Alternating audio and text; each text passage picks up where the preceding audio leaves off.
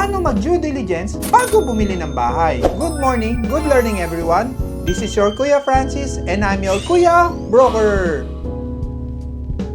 Number 1, humingi po ng mga sumusunod. Photocopy of title, photocopy of tax declaration, lot plan, tax map, at latest real property tax payment or amilyar. Number 2, kumuha po tayo ng certified true copy ng title at certified true copy ng tax declaration para malaman po natin kung may annotation po sa property. Number 3, magtanong po tayo sa kapitbahay kung may history po ng baha sa area at kung may homeowners association, magtanong po tayo kung updated po sa monthly dues. Number 4, kung malaki po ang lupa, maigi po ipa-survey po natin sa isang licensed geodetic engineer para malaman po natin ang mga boundaries ng property. Mga ka-property, kadalasan, mas maganda din po kung tayo bibili ng property ay mag-loan tayo sa bangko. Kasi ang bangko na po ang mag-due diligence para sa atin. Or maigi, bumili ng bahay na nakataya po sa mga banks kasi for sure na due diligence na po ng bangko ang property. Parang sa love life, aalamin po natin kung meron pong problema. Wala naman ni isa sa inyo na nagtanong sa akin kung okay ako. Kung kayo po ay may katanungan, pakisulat nyo lang po sa comment section below. Lamang po